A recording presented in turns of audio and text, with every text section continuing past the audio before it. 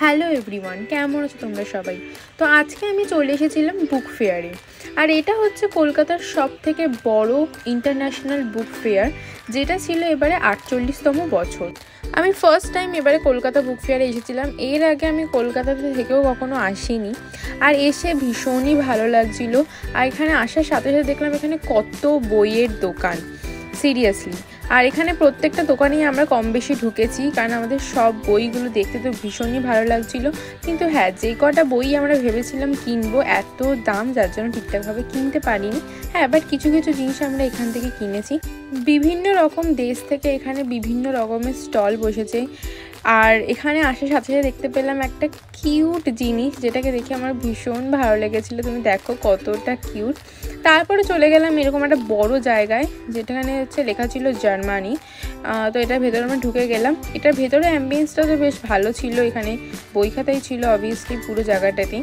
তারপর এই ভেতরটা ঘুরে আমরা বাইরে বেরিয়ে এলাম, বাট ভেতরটা ভীষণই সুন্দর ছিল।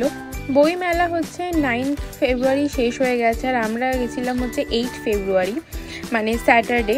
আর এখানে বইয়ের সাথে সাথে আরও কিছু এক্সট্রা স্টল বসেছিল, যেমন হচ্ছে ব্যাগের স্টল। আর এইগুলো সমস্ত দেখে তারপর আমরা চলে এলাম হচ্ছে খাবারের দিকে। আর আমরা যেখানেই যাই না কেন খাবার খাবো না, এটা তো হতে পারেই না। আর তো তারপরে হচ্ছে আমরা এখান থেকে নিয়ে নিলাম হচ্ছে একটা ভেটকি ফিশ ফ্রাই আর একটা ভেটকি বাটার ফ্রাই।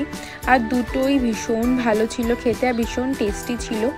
আর এইগুলো খেয়ে দিয়ে তারপর আমরা নিয়ে নিয়েছিলাম এখানে মোমো। আমরা এক প্লেটই নিয়েছিলাম, এক প্লেট এখানে 80 টাকা নিয়েছিল। বাট আমি এখানে একটা মোমো খাওয়ার পর আমার ভীষণ বিচ্ছিরি লেগেছিলো।